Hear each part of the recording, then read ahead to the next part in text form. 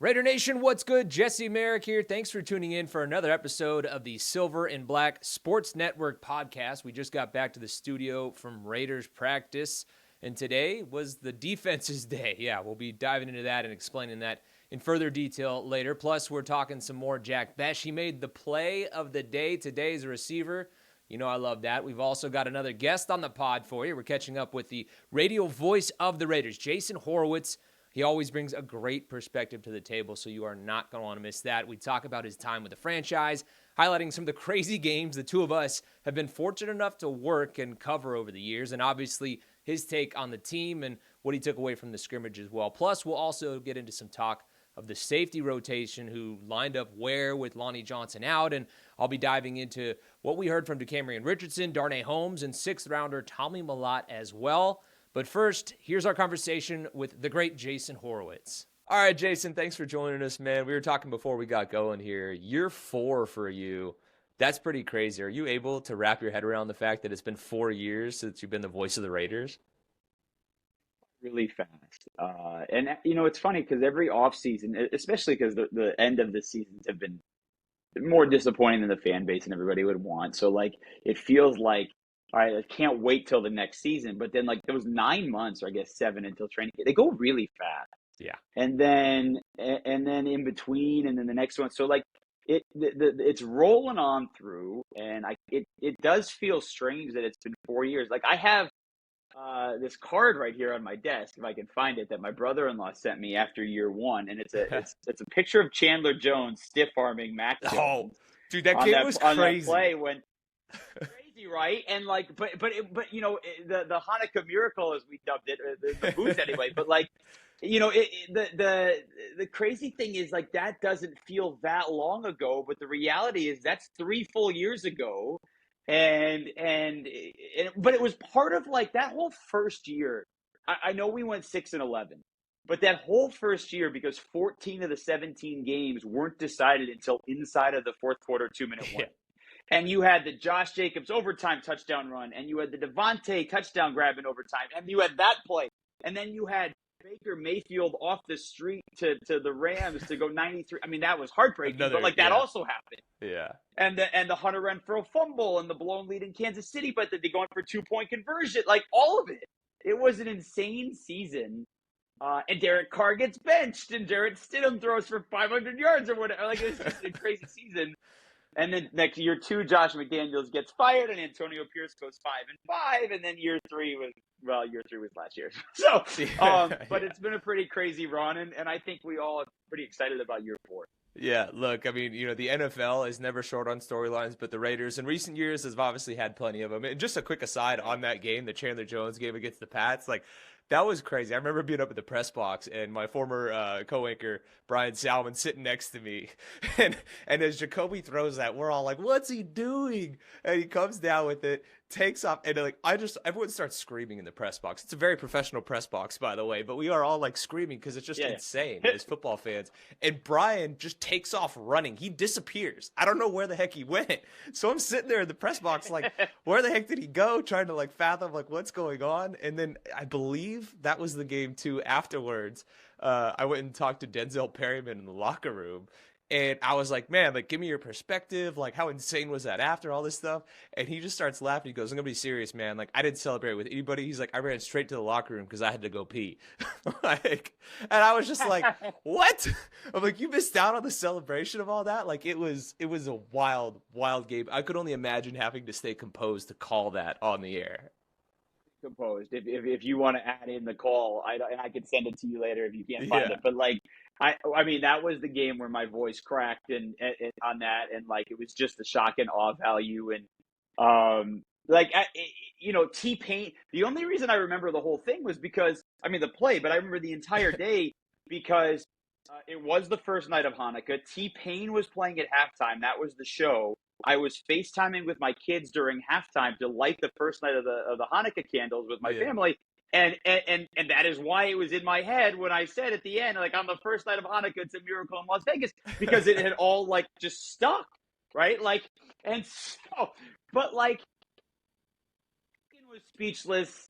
My voice had cracked, and the whole thing. It was truly an awesome finish. And just what it was a strange season. Like the whole thing was so strange. And I'm happy that Jacoby gets to have his Raiders years Yeah. because otherwise that must be the worst place in the world for him. Man, never being able to live that down would have sucked for sure. And just another aside before Yeah. we really start diving into things, I gotta ask, like, is that the craziest one you've called since you've been with the Raiders, or is there another one that comes to mind? Yeah. Yeah, because Well, my favorite game as a whole from start to finish was the Josh Jacobs 86-yard yeah, touchdown overtime run. And it's for three reasons. Number one, it was back and forth the whole game, high scoring, 40-34, so a lot of action, right? That's A. B, CBS had told me ahead of time because that first season I was carrying, or actually it's right up here. I was carrying around this whole, my tie to the Raiders before was Bo oh Jackson. nice, And I had shared that story when I got hired because, like, I didn't grow up in the Bay Area. I wasn't a huge Raiders fan. I grew up a Lions fan and growing up in Michigan, but I loved playing with the Raiders on Tecmo Bowl. And, everyone loves Bo Jackson growing up, right? yeah, So someone had bought this for me, and I carried it with me for every game. It was in my backpack. that's And cool. CBS had found out about it. They were doing that game up in Seattle. And, since I had worked at CBS for so long, my colleague, Jonathan Siegel, who was producing that game, is like, hey, I heard you're doing this Bo Jackson thing. We want to mention it because it was the anniversary of Bo Jackson running up the tunnel. Yeah, And I don't remember what anniversary it was. I think it was 25. And so they had done that. And then Josh finishes it off with the 86-yard run that looks like Bo Jackson. And it is so like that. I think that was my favorite game from start to finish so far. yeah, just like all encompassing. That was another All wild encompassing. one. Yeah, all of it. But Yeah, all now, of it. you're getting ready to dive into some new memories now for this upcoming season, and you're doing it with a new partner in crime, Kirk Morrison. We actually talked to him on the pod on Friday.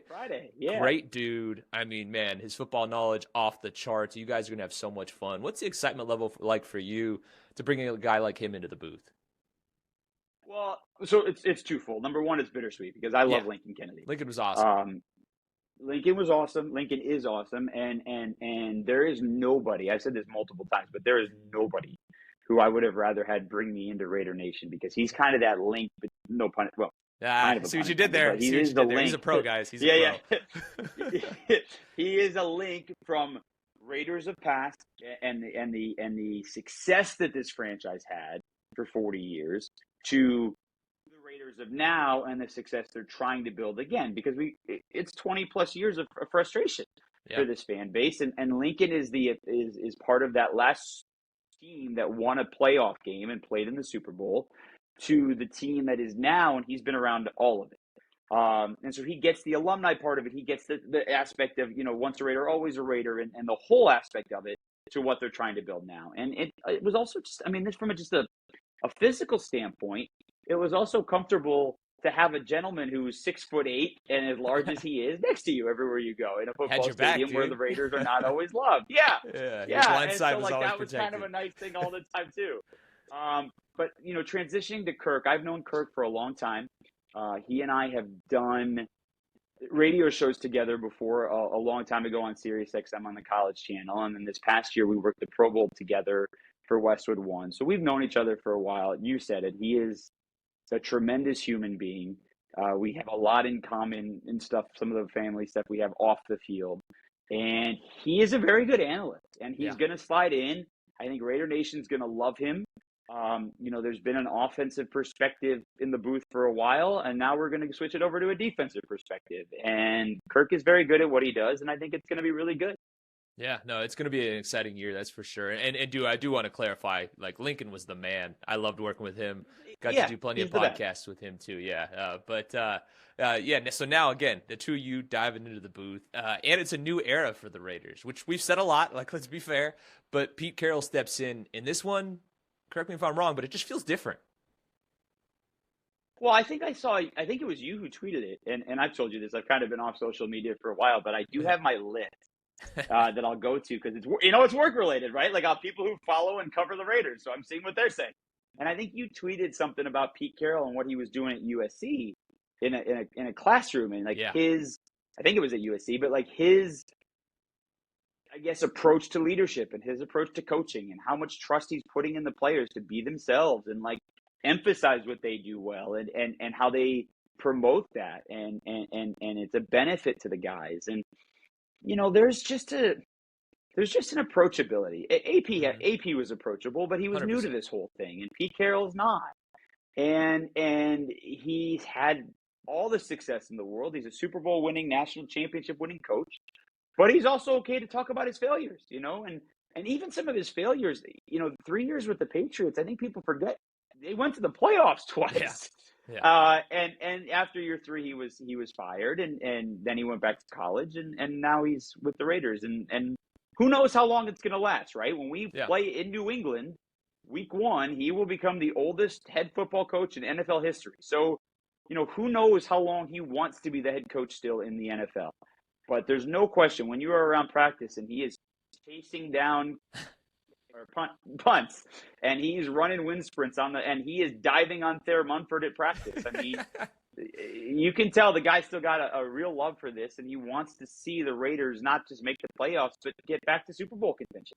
Yeah, he's out there hitting Thayer with the people's elbow, which Thayer clarified. He was like, he did not elbow me in the face. He was like, I want to get that out there, which I thought was great. But I love watching Pete, as the guys are out there warming up and stuff, making the rounds, messing with dudes. At the scrimmage, he pretended to like hit Max Crosby and stuff. And like, I thought it was great. I love the interactions. You can tell the joy that he brings to work every day. And it's so cliche to talk about it, but like it bleeds through the entire team, and you can just feel that, Well, but like Jesse, so like last week when we were together, it was I think it was the outdoor practice on Thursday. Yeah. And he was just kind of in the middle of the field when they were practicing punt coverage, and he got just bulldozed by whoever the returner was. Yeah. And he just bounced back up, and he's okay. And like, Pete's running around and he's shooting hoops, but like he's got some there's some hunch to him.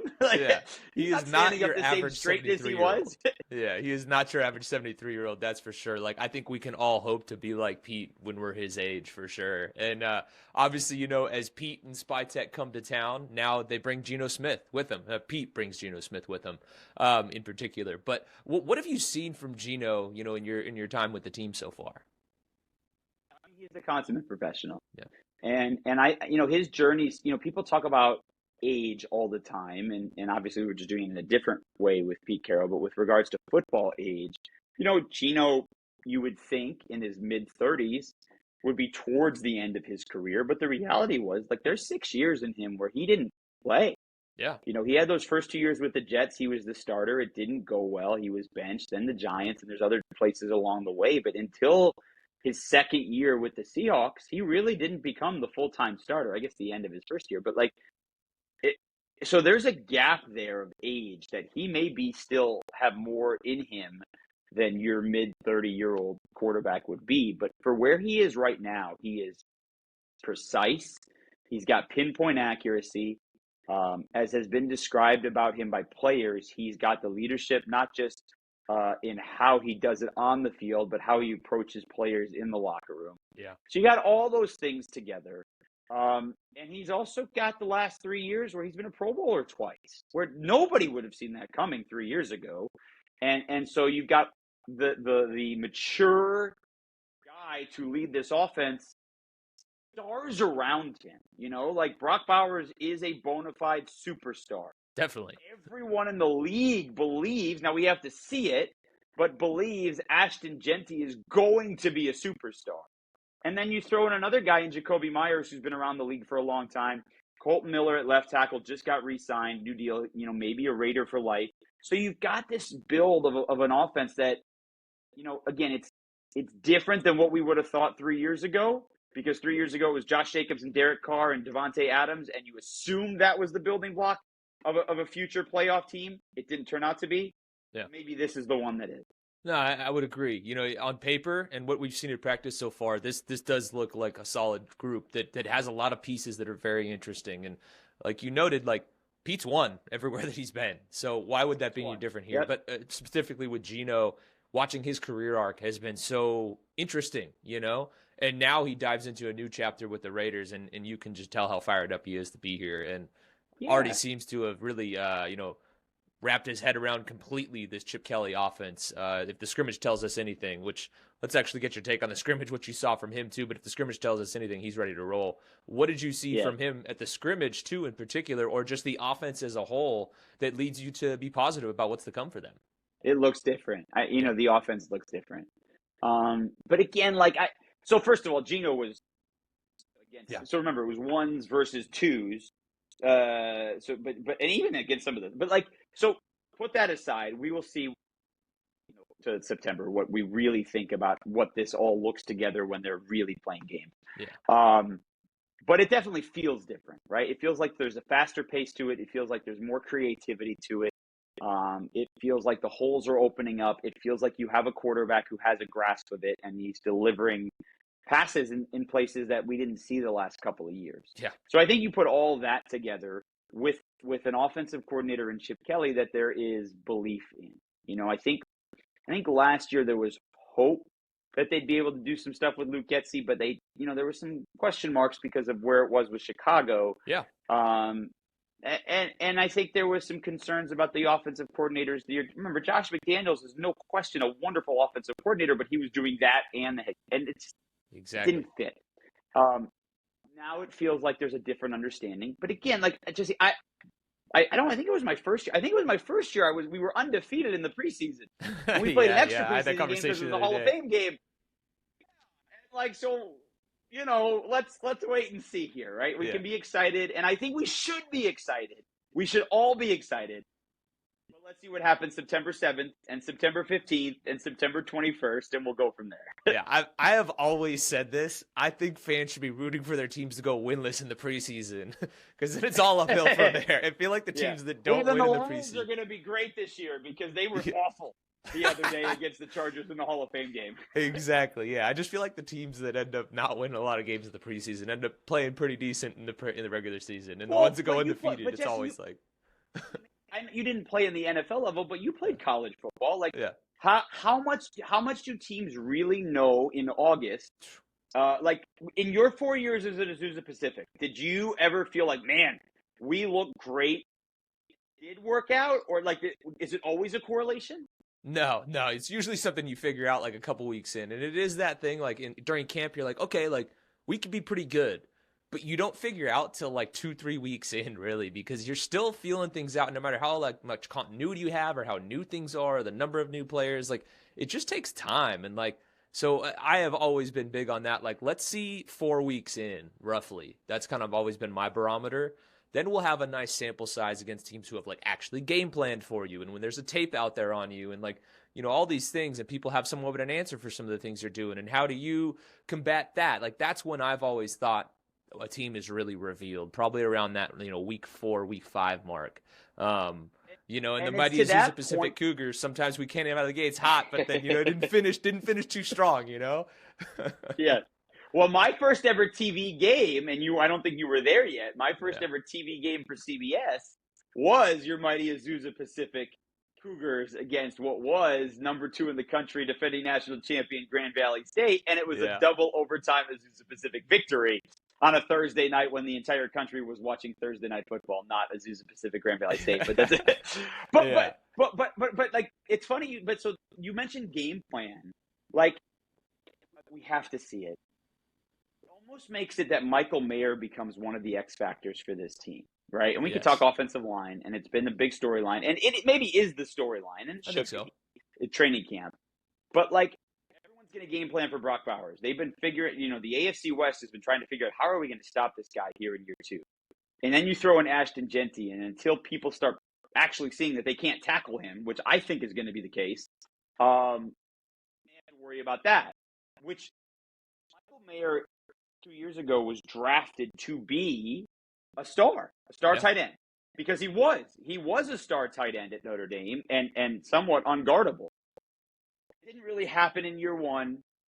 He was having some personal things. He stepped away for 6 weeks for personal reasons, came back. Again, we'll see what happens this year. Brock Bowers and I were talking about what this tight end room looks like, and Ian Thomas adds another dimension to it of a veteran in this league who can do a lot of different things, and we'll see if this team keeps 4 tight ends or not. That makes him a possible X factor because you were talking about training camp. One of the things we are seeing a lot of, like we did last year, but a different dimension, is a lot of 12 personnel, one running back, two Yeah. tight end. And if that is the case, then he becomes really important. No, I would agree. Chip loves his 12 personnel. It's been very clear. And I do think that there's going to be a role for Ian Thomas on this team, too. He's popped at practice a lot. I've said that on the podcast and the newsletter as much as possible. But the thing, too, I had the thought the other day with Michael Mayer. Like, people forget how much of a beast he was in college. And, so it's been a bit of a rocky ride, both scheme-wise and obviously personally for him. And he seems like he's in such a good place. He's got a guy in Chip that loves to use tight ends and can use him creatively. He's such a big body. I mean, man, if he's split out wide at any point, good luck trying to cover that guy in a jump ball situation, especially in the red zone. So the dynamic between him and Brock is going to be really fun to watch. I mean, think about it when they go and throw the two of them out there along with Jacoby Myers and maybe Dante Thornton as well. I mean, those are some big bodies, guys that play physical. I know Jacoby's not the biggest dude, but man, he plays physical. We heard AP talk about it all the time that like he's a guy he would take into a dark alley with him. Like Jacoby's a dog.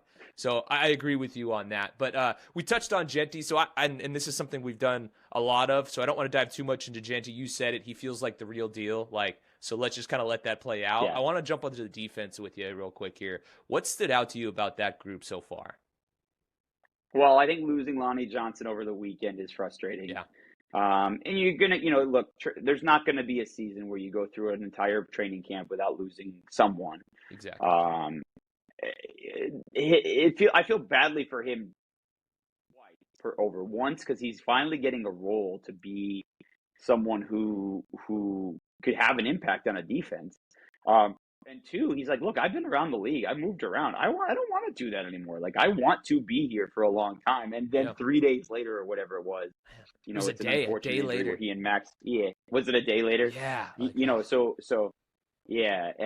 so, that's frustrating because it was just an unfortunate collision and he breaks his leg and we'll see. Right. So that part of it hurts. But I do think, the depth at safety, I know everyone's talking about the corners. Mm-hmm. I actually feel better about the depth at corner than I feel about the depth at safety. Because the depth at corner, if Jacorian Bennett's your fifth corner, that's great depth. Yeah. Like and I know he doesn't have the length and the size that everyone talks about with Pete Carroll, and I get that.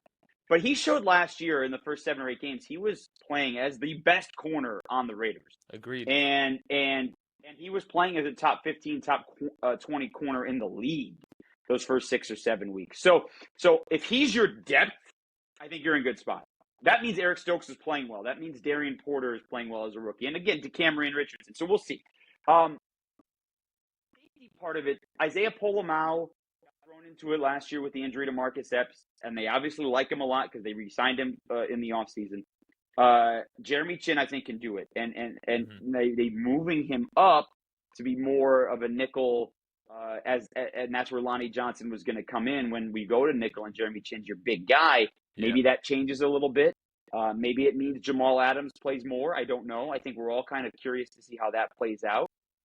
Maybe this is the year that Chris Smith, who was such a dynamic player at Georgia, but he's only really ever been special teams his first 2 years with the Raiders. Maybe that means he's got an opportunity and he's going to take advantage of it.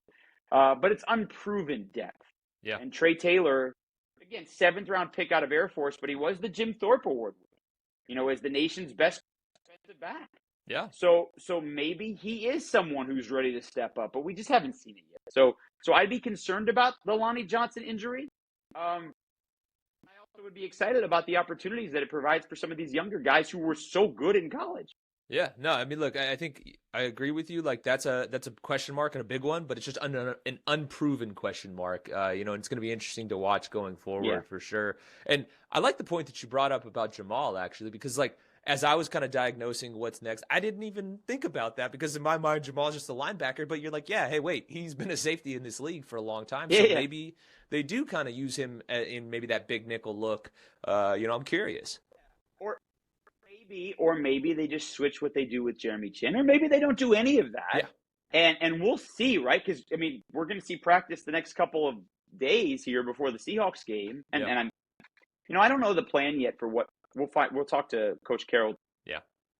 TV crew will talk to Coach Carroll on Tuesday this week, and then Chip Kelly and Patrick Graham on Wednesday, and a couple of the players before we get the game on Thursday night. But I curious when we talked to Patrick Graham about how they plan to use Jamal Adams, and I don't know that we're going to see some of these guys on Thursday. The Seahawks have already said they're not going to play any of their starters, so I don't know. We'll see what Pete Carroll likes to do here. But that's the question mark. You bring in Jamal Adams, you obviously have a plan.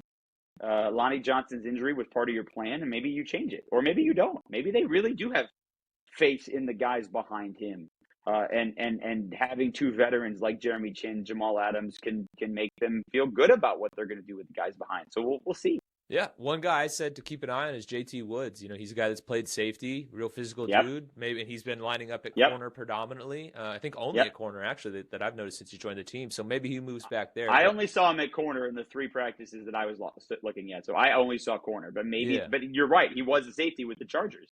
So it would make sense. But anyway, you talked about the Seattle game. I'm curious for you what you're looking to see from that game, as we approach it here in a couple days. Line toughness, opening holes. Whether that is for Ashton Genty getting 3 or 4 carries, or whether that is for Chris Collier and Dylan Laube and Sincere McCormick, right? Or Zamir White, whoever that is for. You want your offensive line to open holes, particularly after last year where this was a historically bad run game, right? 75 yards, last in the league, one of the worst in Raiders history, all those things, right? Yeah. So whoever those guys are on the offensive line, whether they play a few starters, whether we see, Jackson Powers Johnson and Jordan Meredith and Alex Kappa and Dylan Parham, they're rotating. Yeah. We don't know what this set is here in the middle of this offensive line. That Colton Miller is going to be your left tackle. I think we all, based on how it's been, DJ Glaze is going to be your right tackle. Yep. I don't think we know what the 3 guys in the middle in terms of what order and who's lining up where is going to be. Based off how it's been talked about and based off what we've seen, it feels like Jordan Meredith's going to be your starting center. Mm-hmm. But he's never done it until, May, when they asked him and they approached him like, hey, we want you to be center. So it feels like it's going to be there, but we don't know that. So I would like to see the middle of this line open up some holes for whoever it is, right? Caleb Rogers seems like he's nasty, but he's a rookie. Yeah. And we'll see. So that's what I would like to see for this offense on Thursday night in Seattle. For the defense, I think we'd like to see the corners make some play. Yeah. And show that, again, Seahawks aren't going to play Jackson Smith and Jigba or Cooper Kupp. They're not going to play those guys. But go out there and jam them and make some plays on defense and see how it looks like. Yeah, I would agree 100%. That's a great take, man. And, that offensive line, it's always not the most sexy thing to talk about. But when you got a guy like Ashton But it's the most important thing. Exactly. It's the most important thing to talk about. And that gets back to what we said, what I learned from having Lincoln Kennedy as my partner for 3 years. Yeah. It's True. like, it's not a good offensive line. We are not going to be a good football team. And he's right. Geno Smith was running for his life last year. Seattle has not had a good offensive line for a while. Ask Joe Burrow how it hurts to not have a good offensive line. All those things. So if this offensive line, which, again, I don't know what to take out of this from training camp other than last year's entire July-August conversation was, man, the offense cannot move the ball against the defense. That was the whole conversation we were having at practice. Whether it was when we got back to Vegas or when we were in Orange County last year, that hasn't been the case this year. The offense, and I don't think that's a knock on the defense. I think that's improved Chip Kelly, Geno Smith offense. Yeah, I think what we've seen is more of a true battle back and forth. The offense has had their days, the defense has had their days. Like, it has looked fairly balanced, and I think that's a win, for the team as a whole. But Jason, look, man, I could sit here and talk to you for hours. I know you got a busy schedule, man. I appreciate you taking the time to chat with us. And, man, we definitely got to do this again soon sometime. Hey, listen, once the kids go back to school, which for me in New Jersey is a lot later than you guys in Vegas, we roll this whenever you want, Jesse. You know I'm there for you. Let's go. I appreciate it, man. Have a good one. Man, Jason is awesome. We are pretty close in age, and it's clear that he's really embraced the role as the voice of the Raiders, and he has a true appreciation for the past, present, and also the future of the franchise that definitely will not be the last time that we have him on the podcast. He always brings the goods. So with that, guys, let's get to some of the practice takeaways now. The defense definitely won the day. Got to give the dub to them. I will say it was a good battle. It wasn't some like landslide, but the defense looked really solid today. In particular, we want to shout out Eric Stokes. He came down with an interception against Geno and Brock early on in practice. It was a fade ball that Geno threw up to Brock, and the two were battling for it, and Stokes managed to come down with it. But then I will say later on in the day, Geno and Brock did get their revenge. It looked like the same exact play. They went back to the well, and this time Brock got the better of Stokes. But the battle between those three was really fun to watch. But again, overall, the defense takes the win on the day. They had a bunch of pass breakups really at the second and third levels. We saw guys doing it all over the place. In particular, too, Jeremy Chin in coverage had a pass breakup on Michael Mayer. A couple near picks. We got to see them get those hands on the ball a little bit more. Obviously, the Raiders defense has struggled to turn the ball over. PBUs are great and all, but they need to get better at actually getting a hold of the ball. That's something they've preached throughout the offseason, and every chance they step up to a mic, everybody really realizes that. So I think that's something they're definitely going to be working on. But like I said, lots of big plays by the defense today in terms of hopping in there, breaking up passes, and generally just making life tough on the Raiders receivers and on their quarterbacks as well. They were actually trying to test them deep a handful of times today too, and they all stepped up. At one point too, Darnay Holmes in the back of the end zone did a really great job walling off one of the tight ends and not letting him get to a pass as well against the twos. So overall, solid day of growth for the defense. We'll see how the offense responds tomorrow. Also, though, you guys know I'm a receiver. I love to talk receiver play. Well, Jack Bech had the play of the day. He came down with a one-handed grab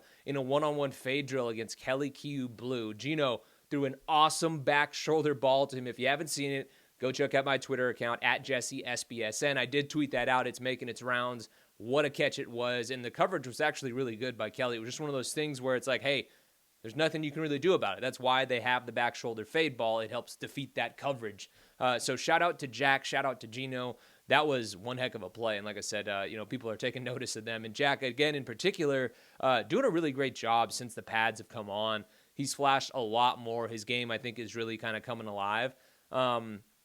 I've said it multiple times. I don't think he's going to be a starter on this team, but I think he's going to have a role, He's a guy that it just plays so physical. I think he's going to be really impactful on special teams, but we'll see what happens. Again, his second-round pick, you'd love to see him actually get out on the field more. Maybe he'll be a part of that rotation. Who knows? But I do think he and Jacoby have similar style of games, so maybe he'll spell Jacoby in certain looks. But Jack is a guy that has been working predominantly with the twos, but he has moved around all over the formation, so he's shown he can do a little bit of everything. And again, he and Geno working together in one-on-ones, albeit, but they're developing a little bit of comfortability there. So I'm curious to see what the usage looks like for him the rest of training camp, and also once the season comes around. Obviously, it's a long ways away, but I'm curious. Maybe more specifically when they do the joint practices against the Niners, that's when you get a look at the coaching staff and what they're trying to really get out of guys or who they really want to get a look at, because those joint practices are so valuable and gives them a chance to really get some good-on-good looks as close to a game situation as you'll get, because look, the preseason is not that it's so vanilla, so I think that'll be an interesting time to really see what Jack Bech's usage looks like. Now, we also got an opportunity to talk with Tommy Mellott. And he said that he's been learning a lot from Jacoby Myers. Now, Tommy was their 6th-round pick this year. The kid was a stud in college at Montana State. He actually won the Walter Payton Award, which is basically their version of the Heisman at the FCS level.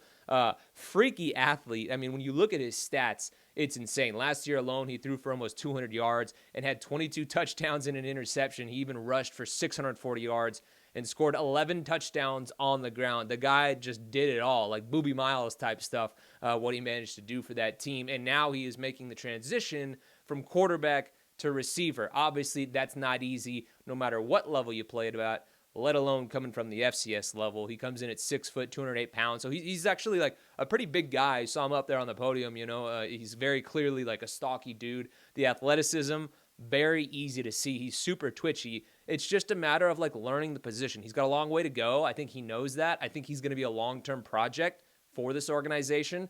I've said it many times. I haven't seen a ton from him at practice. But that's the case for a lot of the threes too. Don't get me wrong.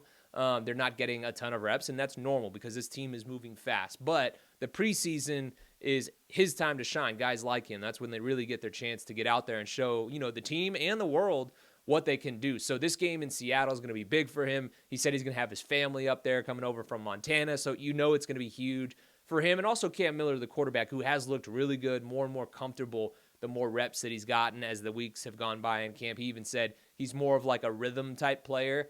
And it can be tough for these guys when you think about it, when they're coming from college, being the superstars where they get every single rep at practice, to now getting a much shorter sample size of reps to pull from and having to work on the game more mentally than anything else. And I think that was something that stuck out to me, hearing both of them talk about that. So it's a matter of, taking advantage of the reps you get. The most of them for these guys in particular are going to come in the preseason game. I'm sure we'll see a ton of them in Seattle. So keep an eye out for them. I'm sure we'll be talking more about them in the podcast when we wrap up that game, which will actually be after the game, very late. We've had 5 a.m. wake-up calls, so I'm going to be struggling to shoot that one. I might be falling asleep while we're shooting the podcast, but I'll get that out for you, as quick as I can after the game, so you guys can take that in either late that night or the next morning. Who knows, but I'll be passing out quickly after that. But we also did get a chance to catch up with Decamerion Richardson as well. And look, he's a guy that has impressed me throughout camp. Obviously, last year gets thrown into the fire after like week 7 it was, and had his struggles. His coverage grades, obviously not great, but he has shown a very visible and measurable improvement so far. He said that he feels better about how he's able to kind of like recognize the route. So that route recognition really is something he feels like he's taken a big stride in. And also his scout on the receivers as well. He said, getting that chance to work against some of those guys last year has really helped him feel a lot more comfortable with that process and kind of learning what to expect with them. Now, today he did work with the twos.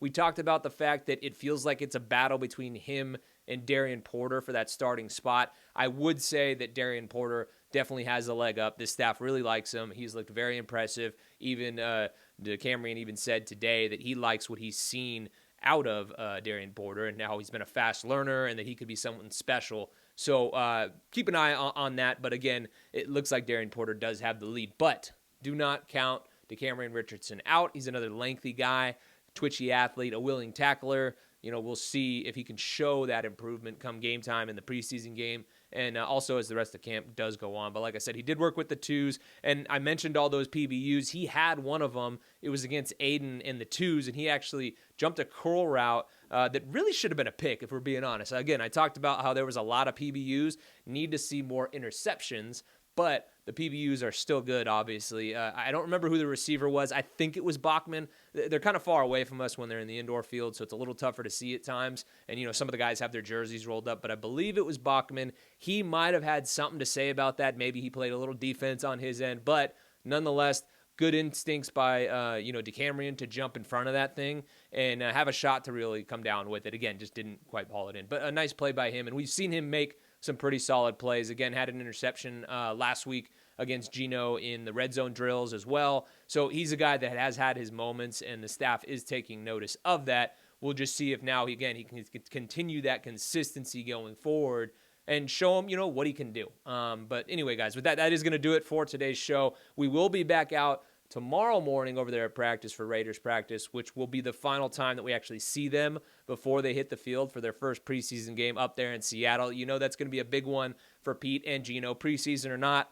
Still cool for them to be able to go back up there and kind of, get involved and see that area of the world again and go back to where they played for so many years and coached for so many years. So that's going to be a fun one. Adds a little more intrigue to a preseason game at the end of the day. But I, for one, am excited to see one who plays, for how long, and how they all look in those reps. I believe the starters will probably play a series or two. That's just my take on it. We'll get that answer from Pete tomorrow. We're going to be talking to him and Geno after practice, so I'm sure we'll get somewhat of an answer then from them. Pete's usually pretty upfront about stuff like that. But hey, if you guys read the last newsletter, actually is what I'm trying to say here, you saw the feature story on Raiders D lineman Jonah Laulu. It was written by our good friend Willie Ramirez, and tomorrow he is actually joining us on the podcast after practice to talk about Jonah and what he's seen from the Raiders as a whole. Willie really is the homie and an OG here on the Vegas sports scene, so I'm really looking forward to having him on. He always provides a great perspective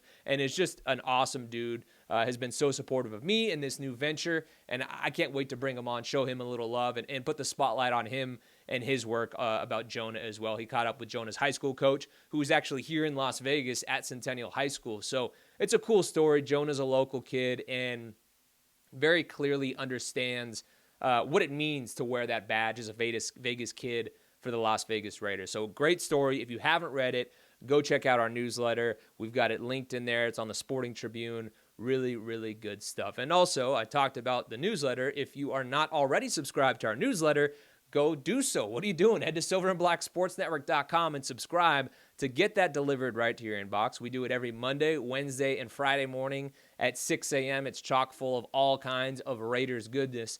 And again, as I always say, make sure you like and subscribe to this podcast wherever you are listening to us. It's been pretty crazy, the support so far. Over 1,000 Raider fans and counting have already subscribed to us on YouTube since we launched the podcast, which was just last Monday. So not even a week. The growth has been insane. The views are through the roof. The comments, even better. You guys rock. And then to that note, if you do like what you've heard, do hit us with a 5-star review and keep those comments coming. I appreciate them. We read them all. We're trying to get some good feedback. We love to hear what you guys loved about it. And if you have some constructive criticism, that's the key word, be nice. Offer some constructive criticism. One guy on Twitter did say, sometimes it seems like a bit of a brain dump. I'm just like rattling off, and that is very much the case. We will have a bit more structure coming to the show, especially as the season comes along. During camp, there's just like so much information to get to, but I do have structured segments, and I want to make the show a little bit more of a show once the season rolls around. Now it's just like we're constantly taking so many things from practice, and there's so many different things each and every day to get to. So at times it will be just like a brain dump of information from me, from what I got to practice and all that stuff. And hopefully you guys enjoy that part of it too. But like I said, more structure is coming along. But again, the support from you guys has been awesome. The comments, the likes, the subscribes, everything, those are huge. You guys have no idea how much it helps, and it takes like 2 seconds to do. So please do keep them coming. Like I noted, they have been amazing, and I really can't tell you guys enough. I've said it so many times. I'm so thankful that you are hopping in there and interacting with our content and liking what you hear, because that's going to help us to grow this brand and make it the trusted source for all Raiders fans. And that's something I've told you guys that I really want to make happen, and we can do that with your guys' continued help and support. And also, to that note, in terms of working with you guys, I also want to see about doing a Q&A podcast this Wednesday, so in 2 days. So I'll try and send out question forms to all of our premium subscribers on silverandblacksportsnetwork.com. So if you do want me to answer your questions, and there's been a lot of people that have sent them in on the various social channels, I just can't get to all of them. This will help me organize them. So if you do want to get your questions in, head to our website. Again, that's silverandblacksportsnetwork.com, and become a premium subscriber. That's the key. You can actually try it free now through August 22nd. Give us a shot. That's part of our training camp trial offer. You get those questions in, and we can get it rolling. And I do think the Q&A podcast will be fun. So subscribe to us on the site. Again, I'm going to keep saying it. That's silverandblacksportsnetwork.com. I want it ironed into your brain, seared into your brain, so you guys don't forget it. And do hit us with those questions. I want to have some fun. I want to see what you guys are interested in. It helps me with the content going forward, and also when I'm at practice, like what to watch out for as well. But I'd love to give you guys my insight and answer some of those questions that you do have right now. Again, we're going to hope to do that episode on Wednesday if we do get enough questions coming in. So with that, guys, thanks again for watching and listening wherever you're taking us in, and we will catch you tomorrow after practice right here on the Silver and Black Sports Network podcast.